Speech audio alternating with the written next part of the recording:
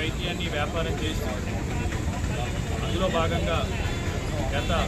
YSR Congress party ప్రభుత్వం అధికారంలో ఉన్నప్పుడు జగన్మోహన్ రెడ్డి గారు ముఖ్యమంత్రిగా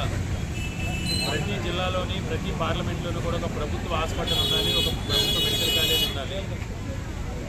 వైద్య విద్యని సామాన్య మధ్యతరగతి పేద ప్రజలకు అందుబాటులోకి తీసుకురావాలి. అంతేకాకుండా ప్రతి పౌరుడికి, రాష్ట్రంలో నివసించే ప్రతి పౌరుడికి కూడా ఆరోగ్య భద్రత, ఆరోగ్య రక్షణ కల్పించాల్సిన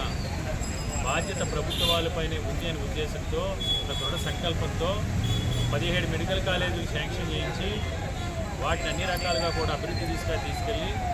ఆ 17 మెడికల్ కాలేజీలోని 7 కాలేజీల నిర్మాణం కూడా పూర్తి చేసి వాటిలో 5 అడ్మిషన్లు స్టార్ట్ అయ్యి ఉన్న తరుణంలో కేవలం రాజకీయ ప్రయోజనాల కోసం జగన్మోహన్ రెడ్డి గారికి, వైఎస్ఆర్ కాంగ్రెస్ పార్టీ ప్రభుత్వానికి, వైఎస్ఆర్ కాంగ్రెస్ పార్టీకి ఎక్కడ మంచి పేరు వస్తుందనే ఉద్దేశంతో, మూడోది చంద్రబాబు నాయుడు గారికి అలవాటు విద్యారంగంలో ఆయన ఎలాంటి పెట్టుబడులు పెట్టారో, విద్యను ఏ విధంగా వ్యాపారం చేయాలి, విద్యని వ్యాపారం చేసి ఏ విధంగా డబ్బు సంపాదించాలి, ఆ డబ్బుతో ఓట్లు ఎలా కొనాలి అనే దాంట్లో చంద్రబాబు నాయుడు గారు తెలుసు. కాబట్టి ఈ 17 మెడికల్ కాలేజీలు చంద్రబాబు నాయుడు గారి వెనుక కొంతమంది దబేదారులను ఆర్థికంగా బలోపేతం చేయడం కోసం పీపీపీ పేరుతో ఈ ప్రభుత్వ మెడికల్ కాలేజీని ప్రైవేటీకరించడానికి ప్రజలందరూ కూడా వ్యతిరేకిస్తూ, ఈ ప్రజా వ్యతిరేక నిర్ణయానికి,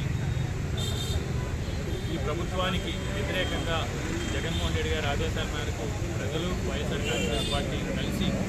ఒక ఉద్యమంలో మెడికల్ కాలేజీని వ్యతిరేకిస్తూ కోటి సంతకాల సేకరణ కార్యక్రమాన్ని చేపట్టడం జరిగింది.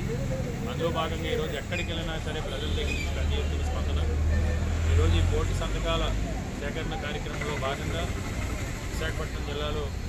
నార్త్ నియోజకవర్గంలో బీసీసీఎల్ ఆధ్వర్యంలో జిల్లా బీసీసీఎల్ అధ్యక్షుడు సోదరుడు సనపల రవీంద్ర, నార్త్ బీసీసీఎల్ అధ్యక్షుడు హరి, అదేవిధంగా సోదరి వైఎస్ఆర్ కాంగ్రెస్ పార్టీ సీనియర్ నాయకురాలు మహిళా విభాగం అధ్యక్షురాలు రమణ్ కుమార్ గారు, అదేవిధంగా అంగన్వాడీ విభాగం అధ్యక్షురాలు శ్రీదేవి గారు, కార్పొరేటర్ వార్డు అధ్యక్షుడు మాజీ కార్పొరేటర్ రూపల బాలరావు గారు, ఢిల్లీ చంద్రశేఖర్ గారు, యువజన నాయకులు కార్యక్రమంలో పాల్గొంది. ఈ సందర్భంగా ఒకటే విజ్ఞప్తి చేస్తున్నాం, ఇది రాజకీయాలకు అతీతంగా, పార్టీలకు అతీతంగా ఒక బర్నింగ్ ఇష్యూ. ప్రజాస్వామ్యాన్ని అపహాస్యం చేస్తూ ఈరోజు అన్ని దేశాల్లోనూ కూడా వైద్యాన్ని ఉచితం చేయాలి, ప్రజలకు వైద్యాన్ని, వైద్య విద్యని కూడా ఉచితం చేయాలని అన్ని ప్రభుత్వాలు చేస్తుంటే, చంద్రబాబు నాయుడు గారు దుర్మార్గంగా అధికారం ఉంది కదా అని అహంకారంతో ప్రభుత్వ మెడికల్ కాలేజీలు ప్రైవేటీకరించే విషయాన్ని అందరూ కూడా వ్యతిరేకించాల్సిన అవసరం ఉంది. తప్పకుండా ప్రజా చైతన్యంతో ఈ నాయకులకి, కూటమి నాయకులకి జ్ఞానం కలిగి మనం తప్పు చేస్తున్నాం, మనం ఒక హిట్లర్లా నియంతృత్వంతో వ్యవహరించకూడదు, ఈ ప్రజాస్వామ్యం అనే స్పృహ వాళ్ళకి వచ్చి ఈ మెడికల్ కాలేజీ ప్రభుత్వ రంగంలో